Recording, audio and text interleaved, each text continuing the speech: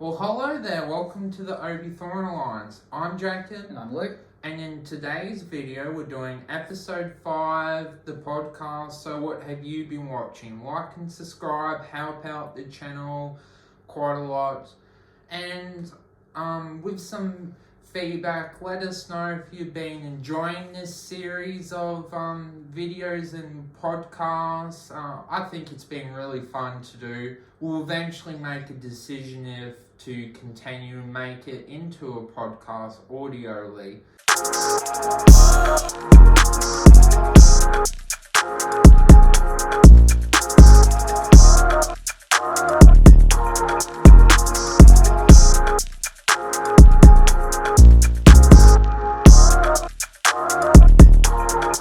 So what have you been watching, Luke?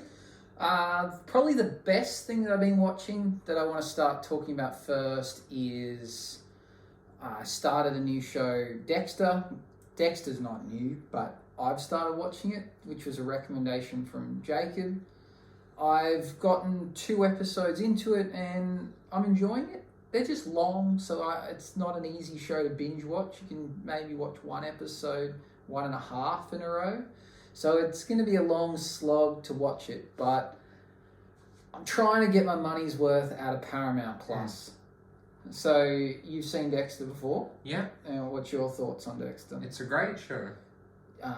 Do you think it gets better? Like, what should I be looking out for? Is there any, like, dry seasons? Oh, it has its ups and downs. Season 1 is great, and, you know, like with everything in life, it has its low points and it has its high points, but overall I think it's a really good show. And you put in your top 5 shows of all time? Yeah. Yeah, so due to your recommendation, I'm giving it a watch.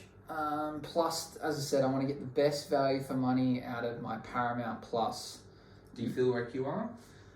I guess so. I've only paid for 1 month so far, so I've invested $9 and I've watched 2 episodes of that show and a couple episodes of another. There's a few things I've added to my watch list, but I think it'll grow.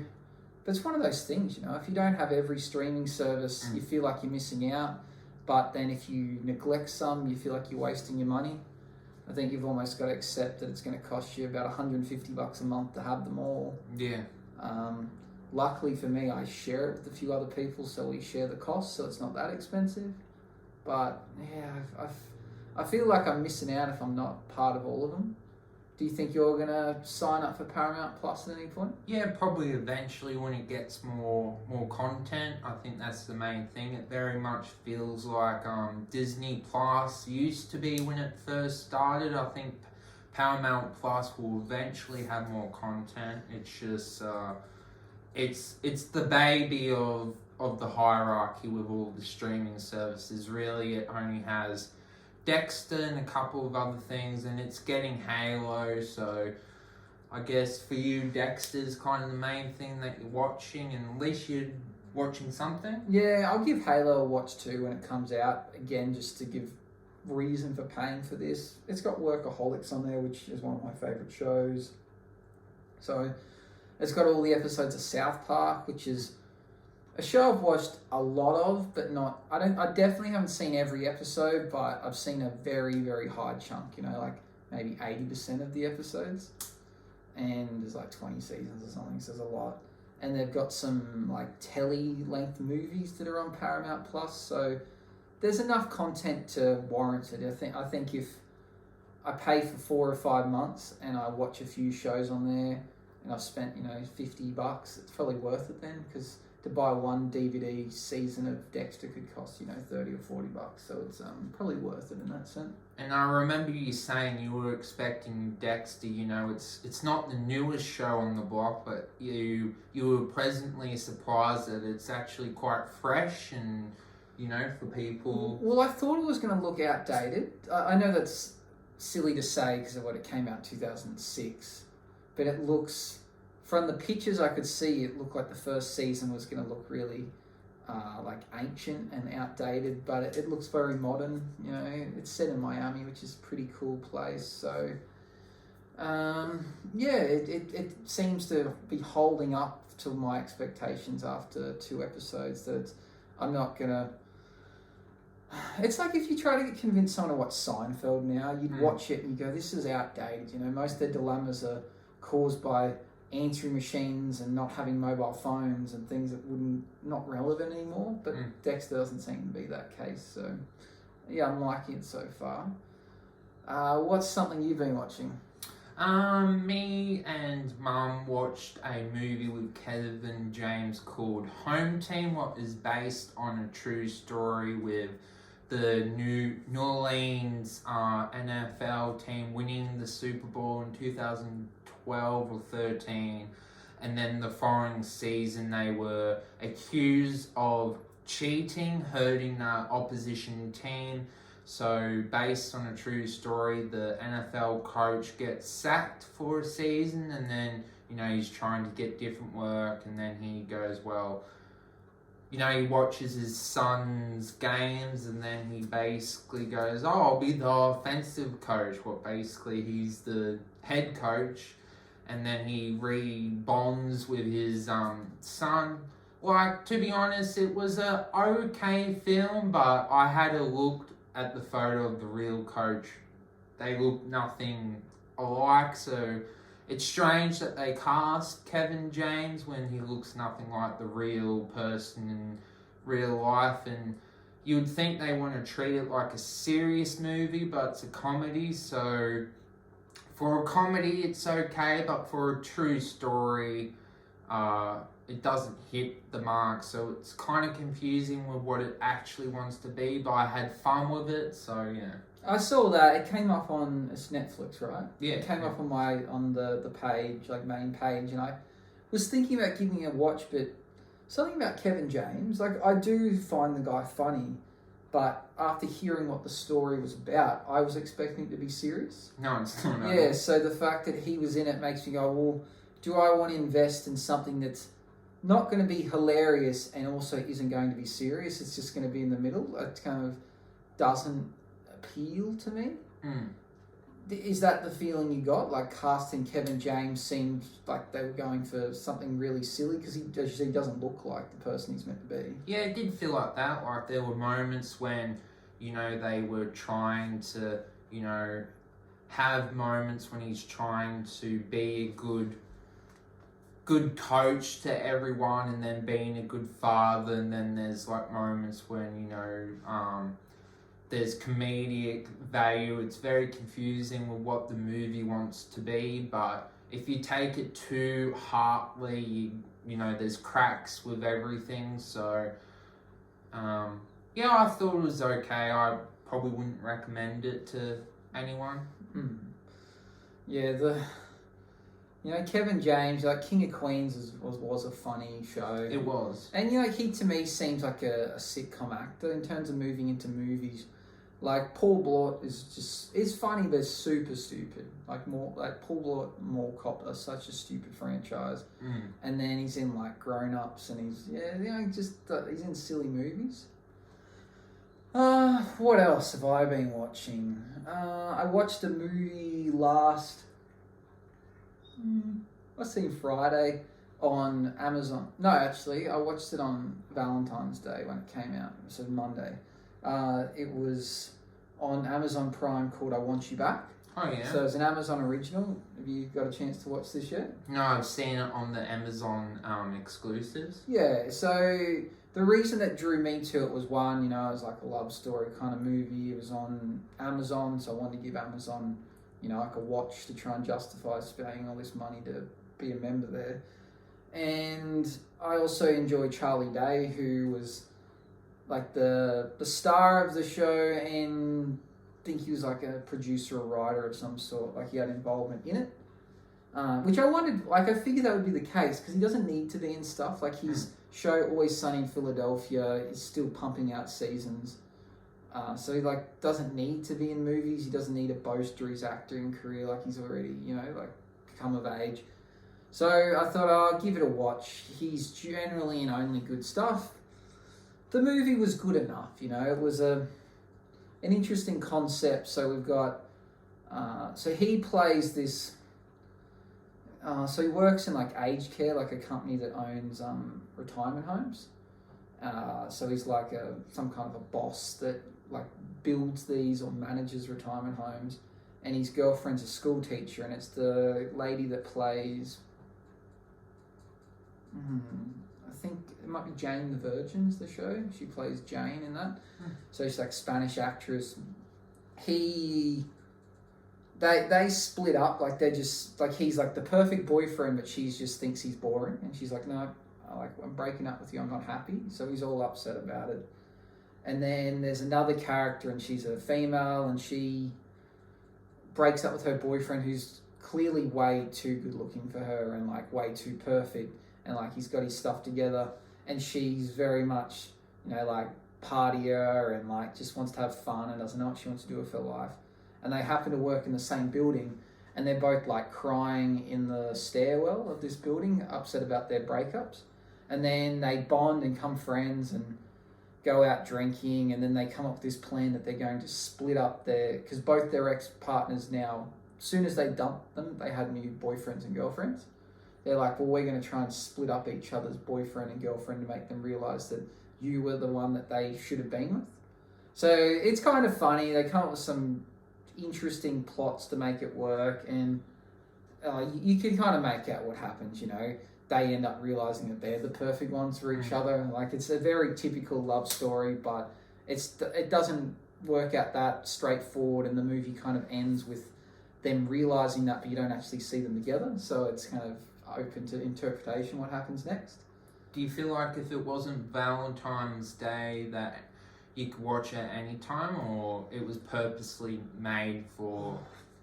It purposely came out, but it's not a Valentine's Day movie, because ultimately the whole movie's about them trying to split up two people, and only right at the end do they realise that they're the perfect match for each other, and you don't actually see them together. So it's not really a love story. It's funny, it's worth watching. I've recommended to a few people that have since watched it, and they said the same. It was good enough. Amazon don't bring out a lot of original movies, so it was nice to see something different. It's just a different concept. I can't think of many movies where they try and scheme to break up couples so that they can get back together. So they do things like... their plan's kind of stupid. So the male's plan is that if he becomes buddies with this guy, he can convince him to go out partying and drinking, and he'll realise that he doesn't want to settle down and he wants to live a party lifestyle, and then want to get back with his partying girlfriend. And then the girl that broke up with Charlie, she wants someone a bit more fun and a bit more spontaneous, so she starts dating this kind of like drama teacher that's all a bit weird and funny about his things. Like, he's pretentious and thinks he knows everything about wine and art, and he's just a very annoying character. So her plan to break them up is by trying to convince them to have a threesome and get him to be really interested in doing because the girl that broke up with him, she wanted to be a bit more free, and she thought Charlie was boring. Her job was to try and make her realise that boring was fun by trying to be really exciting, going, oh, this is too much for me, I want to get back with him. And ultimately that plan works, but Charlie realised that they're not a good mix together. So it's okay. What else have you been watching? Just recently, the book of Boba Fett has all of its 7 episodes, and I've just finished it, and it depends how you look at the show. If you judge it too much compared to The Mandalorian, I don't think. In other ways, I think it does a good job, and I think it's better than The Mandalorian, but in other ways it doesn't do as a good job because it's very confusing with what it wants to be. Does it want to tell a grander story, or does it want to tell a story about the book of Boba Fett? Because as a story about Boba Fett, it does okay with, but it doesn't do an amazing job. But as a story of telling Star Wars and getting us invested in the Star Wars lore, it does a fantastic job. So it kind of has an identity crisis. And I thought that the final episode was okay. We got to see a lot of action, cool stuff, but it's basically leading up to season 3 of the Mandalorian. So yeah, I think overall it's definitely not as good as Peacemaker. I think Peacemaker just nails it out of the park, but it's still, if you're a Star Wars fan, I think you would still like the book of Boba Fett. It's just unfortunate that they didn't tell the storyline about, it could have been better how they told his story, instead of trying to put in different characters to try and make his storyline better, I guess you can say. But we're still getting the Obi-Wan Kenobi show, and I think that will be amazing, and it has a lot of expectations on it. Do you think the Book of Boba Fett is better than The Mandalorian? I think in some ways it is better, but The Mandalorian, I would say, is more consistent, and it knows what it's wanting to be, what the Book of Boba Fett. It's better in other ways, but in other ways it doesn't tell a good enough story about its titled character, what The Mandalorian does. So you're saying it leads up to season 3 of The Mandalorian, so they start to tie into each other, do they? Yeah. Is Book of Boba Fett getting another season, or it was a one-off to help with the Mandalorian storyline? We don't know yet. The season, the show hasn't been renewed yet. Okay. What's your first thoughts rating-wise for this? It's like around a 3 out of 5, 3.5, yeah. Okay. It's a show I said I would watch and I haven't, and now that it's finished I probably won't. Yeah. Like, I think if I really got into it at the beginning I could have continued, but I just think there's too much other good content for me as not a huge Star Wars fan to want to invest in. Well, the Obi-Wan Kenobi show is coming out. I think I'll definitely watch that. That's a character that I have investment in. And the Peacemaker, I think, is hands down the best show on streaming at the moment. I can't think of anything else that beats it. Yeah, like recently, like new release. So yeah, you're correct. I've finished the last episode of the season. You've got the last to go. Yeah. So that's something we've both been watching. My initial thought is I'm leaning towards close to a 5-star, or like a 4.5, or 4.75. I'm very, very impressed with it. I'm not going to give away spoilers because you haven't seen it and other people may not have. Yeah. But I do concur with what you're saying about it being the best currently being released streaming show, or that at least this year to come out so far. And without even seeing the last episode, I think you'll be surprised because I do think it gets a bit better. Yeah.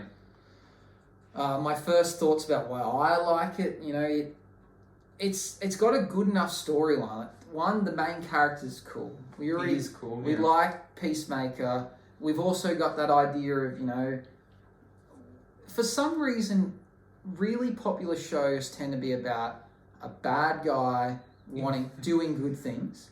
Dexter throws that trend. Yeah, you got Ozarks. Well, he's a good guy having to do bad things. But ultimately, we're supporting someone that is a criminal. Yeah.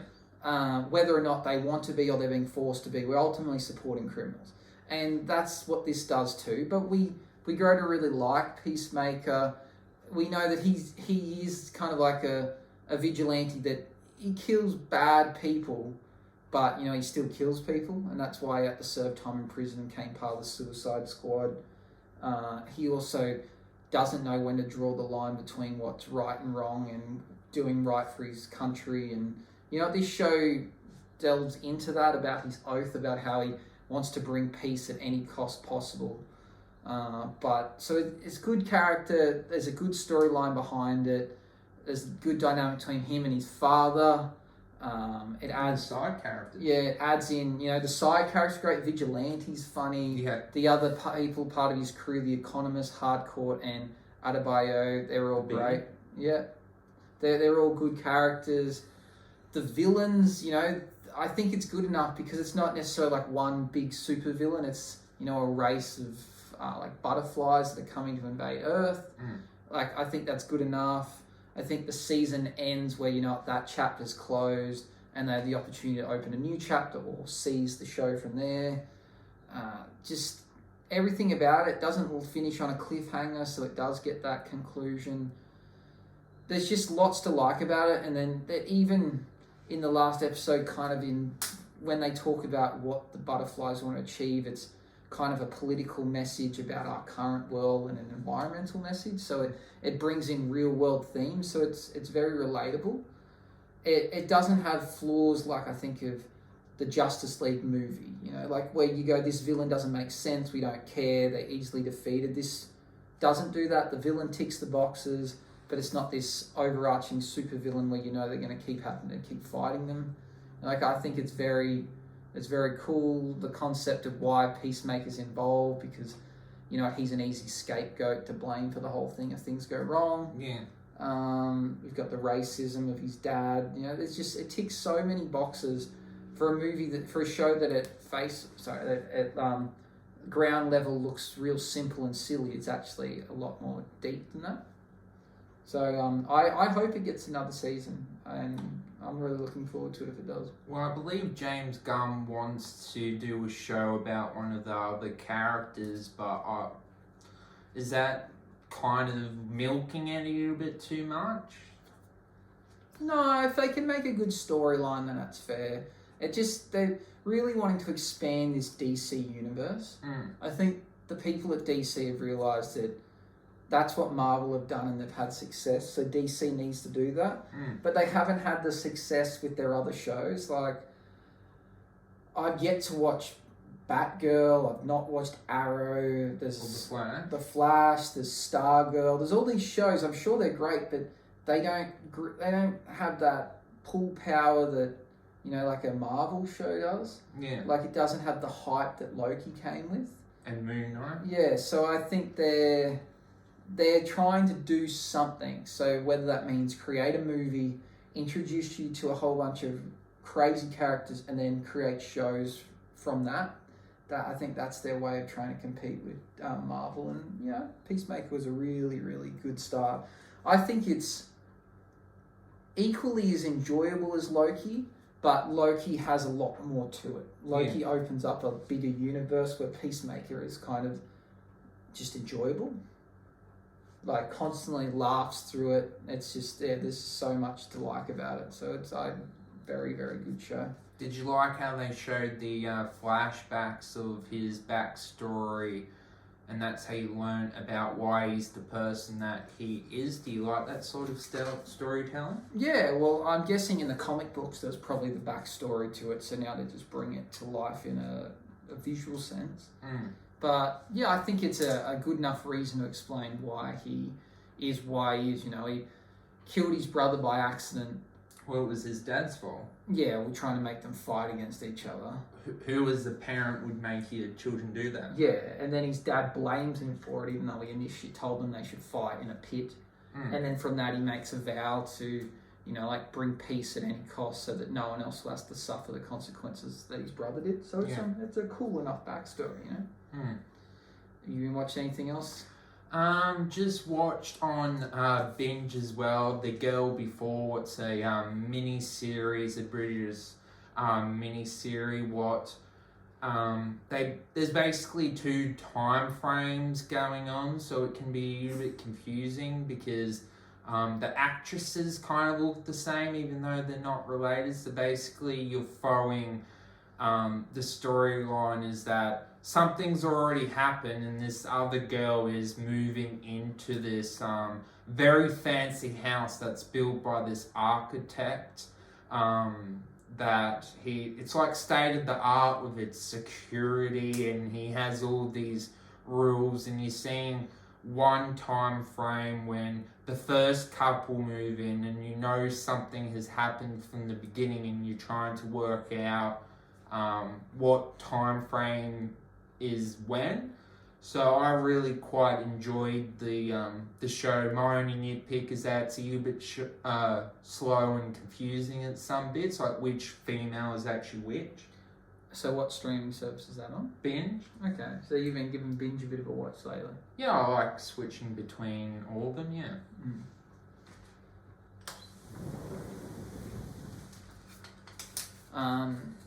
So what else I've been watching? I've been watching the Righteous Gemstones, the 2nd season. So that's also on Binge here in Australia. It's an enjoyable show, but it is a bit far-fetched. You know, we've got the the premise is a very high church family that's got lots and lots of wealth from, you know, donations and different things that churches do. And through that, they are very rude and arrogant and argue with each other and think they're better than everyone. But because of that, they've created a lot of enemies. But I think it's a bit far-fetched that so many people want to kill them, steal from them, blackmail them, do all these things to them just because of who they are. So through the second season, they're up against these villains that we don't really know what they are. They just wear bike helmets and ride around on these neon-coloured motorcycles. But they've tried shooting and killing multiple characters now of this family. And it's from a show that's, you know, meant to be funny and expose the church and kind of take the piss on that. It's gotten so far as to, like, it's like a real crime show with, like, people getting murdered. So it's, I don't know if it's gone a bit too far, but it's definitely enjoyable. Do you think season 1 was better than season 2 because it stuck to the storyline of blackmail, and then season 2 didn't know what it wanted to be, so it went all over the place, and we're going to introduce these bikey villains like what happened in Breaking Bad season 5, where we introduce these villains that don't make sense at all, and yeah, kind of wreck the show? Well, I just don't know what the direction of the show is. To me, I thought it was just going to be about them doing their church stuff and then kind of finding a way to make that funny. But it's to the point now where the characters are like threatened to lose their life because people want to kill them, but we don't know why. And it's kind of really beyond the realm of what this show probably should be about, unless there's some really big grand picture that I'm not seeing. But that doesn't mean it's not enjoyable. It's just really extreme. It's not what I thought the show was going to be about. I thought it was going to be more about them ripping people off and dealing with, you know, lawyers and police, but more about dealing with gangs, which I don't know how the church gets tied up with gangs. Anything else? What have I been watching? Is there something I'm missing? I don't think so. I think that kind of sums up what I've been watching. Anything else you've been watching? On Stan, it's called the Fear Index, starring Joshua Hunter, who was in Black Hawk Down, and basically the concept is that he's a genius in the market trade, and that we're thinking he's kind of losing his mind, and then basically things are happening that it's appear he has already done it with him, already knowing it, and we think it's a human that's behind it, but he's also designed this AI. So I think between the two limited series, I think the girl before was better because it had a conclusive ending. The Fear Index, it's kind of leaves you to conclude for yourself. That's an interesting discussion. Like, is that lazy writing or is that good writing? So it kind of leaves it up to you. Are the two options with the storyline? Was he a madman? Or it's, if I had to recommend either one of them of what I think people should watch, definitely the girl before. Okay. So that's what we've been watching. Yeah. Let's move into the next part of this video where we kind of, if we've got any burning questions or topics that we might want to talk about. Have you got any open question you'd like to talk about? Well, I guess my first question is that with all these TV shows that we have to pick at our leisure, what grips you with the opening with the show? What needs to be the hook that drives you to watch it? Does it need to be something like an action scene or someone dying? What grips you to actually watch a show? I think it's something about like the suspense or something they set up. Like it needs to be a turning point or a clicking point in the episode that makes you go, oh, this is going to be really epic. or this is different. So, it's not usually something action based. It's like, maybe say the first episode of Power. In that episode, early on you kind of work out what they're doing, and then, someone gets killed and you go, yep, they're not mucking around. This is a serious show. You know what you're going to be in for. So each show is going to be different, but it's just something about it that makes me go, yep, this is going to be epic, or this is going to be different. So like Dexter, for instance, it wasn't something in it that makes you go, oh, this show's going to be epic, because I don't really know where it's going to go. But there was a moment in the show where I go, this is different. And I do like watching something that's different and not like anything else. So I feel like maybe that's what Breaking Bad would have been like. If someone has never watched Breaking Bad and they watch it and they've not seen Ozarks and people haven't heard about it, and they're like, oh, this is different. Like a man that's dying of cancer decides that he wants to make drugs to try and leave his family with money. You go, that's different.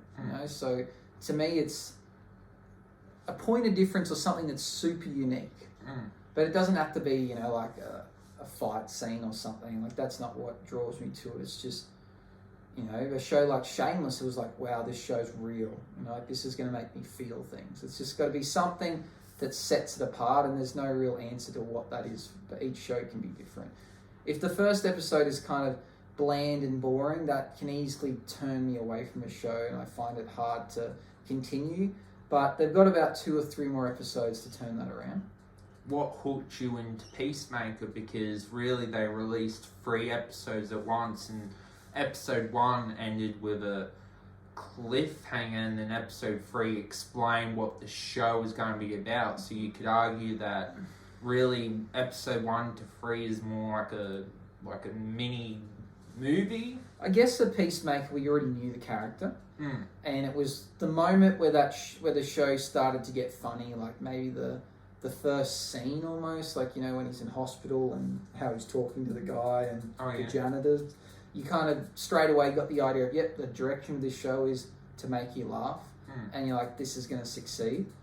And, it does have some, corny jokes in it, but it's not overdone. And, like, some of the jokes are unexpected, or they're so in your face and out there, you go, wow, like, I didn't think they would go there, and they said it.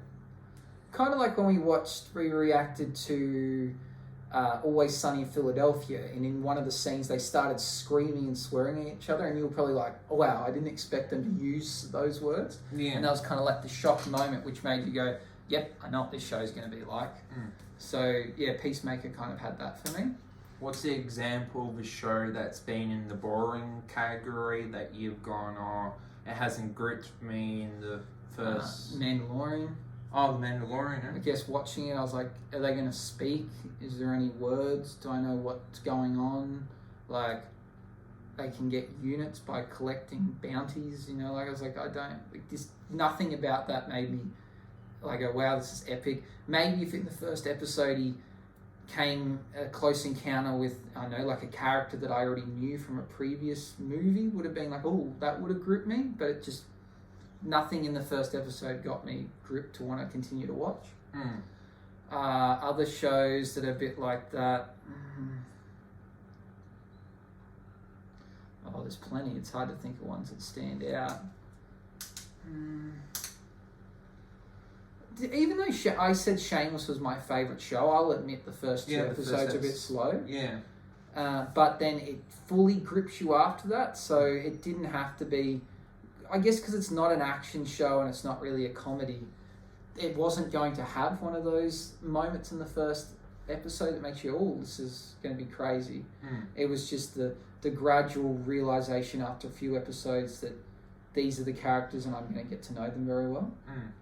So yeah, that's a show that didn't really grip me. Like, I think I told you the story about how I got into that. I was watching it on a plane. And I watched the first 2 or 3 episodes. And I was like, this show's average, like I really don't like it. And then by the time I got off the plane in Los Angeles, I'd already watched 2 seasons. So it went from a show that I didn't think much of to a show I completely loved just by persisting. You have a question for me? Question for you.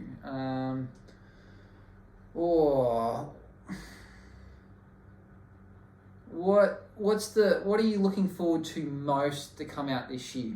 Most to come out? We've talked about your most anticipated movies and the most anticipated shows, but which thing are you looking forward to the absolute most?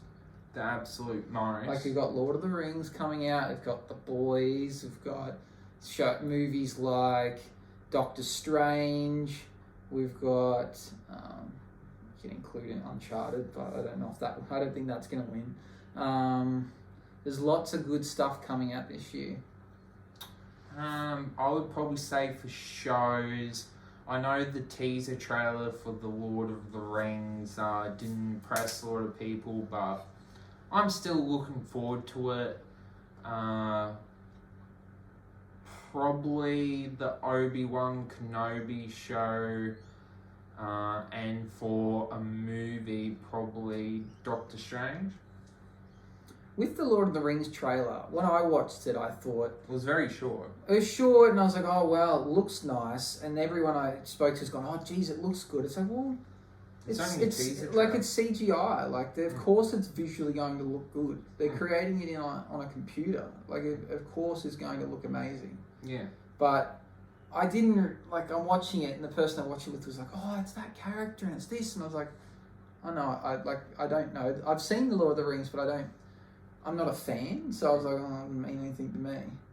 So I really hope it's not one of those shows that doesn't grip me and I then end up watching it. But yeah, the teaser trailer, it looks good enough, but I wouldn't say I'm like overly excited about it. Yeah, it's kind of turned me away. I know it was my number one most anticipated show, but I think it's dropped down to number 2 and Obi-Wan's rised up to number 1. Is there anything released about Obi-Wan yet? Like any trailers, or we've just seen a video of them kind of talking about who's going to be in it? Yeah, just talking in the like the image and the release date. Last week you got me to watch the Clone Wars. Yeah. Like an episode of that. Is that show finished now? Oh, 7 seasons, yeah. Yeah, they're not making any more? No, they've made a Bad Batch, what's kind of a sequel to it. And is that still bringing out more episodes of the Bad Batch? Yeah, they're making a season 2. Did you like the Bad Batch? Not as much, no. And so where does the Obi-Wan show fall into this whole Star Wars timeline? So basically the timeline is the Phantom Menace and then all the books and then the Attack of the Clones and then the Star Wars, the Clone Wars, and then Obi-Wan Kenobi, Revenge of the Sith, and then Obi-Wan Kenobi. Do you think they should make any more Star Wars movies? Do you think they should end it where they're at, or you're not satisfied with the ending? I would actually really like them to go back to their spin-off movies. I actually really enjoyed Rogue One and the Han Solo movie. I think it was quite silly for them to stop making those solo projects. I thought Rogue One was a superb movie, and it's like, oh, we made Han Solo and a lot of people hated it, but for what it was, I enjoyed it. I think they need to start making movies to do with characters. I think they need to start doing that again. I enjoyed Rogue One. I've only seen maybe a quarter of Han Solo, and it was okay from what I've seen. But Rogue One was really, really good. Are you satisfied with this idea that Rey is supposedly the chosen one? We thought it was Anakin, and then we realised it wasn't him, and then we thought it was Luke, and then it wasn't quite him. Guess it's okay, but I don't know, if you keep changing it all the time, it kind of makes it confusing. So I guess in a way it's all 3 of them, but Rey ends up finishing off Palpatine, what I think is not a good story move, because you could tell that Palpatine wasn't the main villain that was intended. He was written in because what else could they have done? So I don't personally like Rey as much, but she's fine. Do you reckon they might continue the story with her, or that's it? Maybe in the future. We'll see, I guess. You got any more questions for me? Back to my storytelling. Do you think it's important for the writers to conclude their story, kind of give the answers and deliver it in a good way, or the other way? Like I gave the example of the two shows of the Girl Before and the Fear Index. The writers chose different ways of writing, and the Fear Index chose you to make up with your own conclusions, but it can be two different ways. Which style do you prefer? I do like it when they're very definitive about how The outcome. Yeah, the closed ending, it's nice, but it leaves you asking more questions. You think of a show like, we assume Walter was dead in Breaking Bad, but we never saw a funeral or the body being like, so we don't know. We just assume death, and I don't like that. A show like The Sopranos, I've never seen, but it ends with the main character, someone walking in, guns goes off, and then the screen goes black, and we don't know if that means he's been shot and he's dead, or the person with the gun was shot. You have to draw your own conclusion of who died and what happened there. I don't like that. Do you think it's lazy writing, or it's the writers going, well, we'll leave it up to the audience to decide and people can have discussions? I think they're trying to be too clever and too artistic, and it just annoys me. I think I'd rather just get a definitive answer and you don't have to worry. Also, the trend of having alternate endings. That's another annoying thing. We made two endings, you can choose which one you want. It's full on. I'd rather you tell me the story you want me to feel and believe, and tell it in your way. Everyone will feel it differently, but ultimately it's the director's job to try and make everyone feel what they are hoping you'll feel. So is writing kind of important with the storytelling, because sometimes the writing might not leave the right impression on you? Like you said with Breaking Bad, you don't know if he lives or dies. So what's more important to you, the writing or the acting? I think the writing. The acting's what finishes it off, but it doesn't matter how good of an actor you are. If you're playing a poor character and a badly written script or story, you can't make it work, You could be the best actor in the world, but if the story just is so jumbled and makes no sense, then what can you do with that? So that's where I sit on that topic.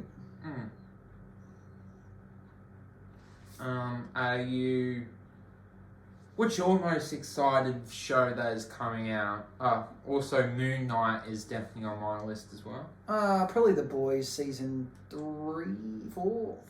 would be my most anticipated release this year. Movie. The Batman or Doctor Strange? Actually, more excited about the Batman, I think. Yeah, the newer trailer, The Cat and the Bat, is definitely reinstated. I think it's a lot better than the other trailer. What I didn't like that much. I think Doctor Strange is obviously going to be really good, but I'm excited for something new where Doctor Strange is just continuing on with what we already, like the same Marvel stuff, I'm looking forward to something different. Is there anything that you're planning to watch when you finish Peacemaker? Continue with the Righteous Gemstones. I've got half an episode left of the most recently released season of Always Sunny in Philadelphia. I'm working through Workaholics and I'm watching Dexter, so probably not. I may go back and revisit Chuck. But maybe even Barry I could go back and revisit. I've just got a lot of shows that I've partially watched. So I don't know if there's anything new that's going to be added unless something really groundbreaking comes out that I've been excited for. Like next month we got Moon Knight. Yeah, I'll watch that for sure because it's a weekly release kind of thing. Yeah. I see that on Disney Plus, How I Met Your Father is coming onto there. And I believe they already tried to make this show and they had a few episodes and it never got aired. So I don't know if this is that show that didn't get aired or it's something completely new. But when I saw it posted on the Disney Plus page, there's a few people saying, "Oh, I've already seen it. It's average," So I don't know if that means it's new or old. I'm a bit confused. I have to do my research. But I didn't recognise any actors from the picture of the cast. So, from what I'm aware of the first run that they made a few years back that never got released, I knew a few characters that were in that, and they weren't these guys. So, yeah, that's something that I'll pick up. I believe that comes out in a couple of days, so that's something I'll watch. I think Uncharted came out yesterday. Yeah, I'll probably go watch that, maybe over the weekend if I'm lucky. Do you find it that what's the reason why you give up on a show? Is it time, or you find that you have too many things to juggle in your personal life, and then you have work, and then hobbies, and then you just balancing, because I know Ozarks fell out of the rotation, Chuck fell out of the rotation, like stuff falls out. Yeah, I think I definitely get too busy, so unless something's amazing, I find it hard. And I am definitely in favour of weekly releases. I find it much easier to stick at a show that gets released weekly, because it's not a matter of, I started watching, I was watching that show, I forgot. Where like when it's weekly, you look forward to it, you go, yep, 7 more days, next episode, come on. Where if it's just available just to watch at the click of a button, I tend to just go, nah, I'll get around to it.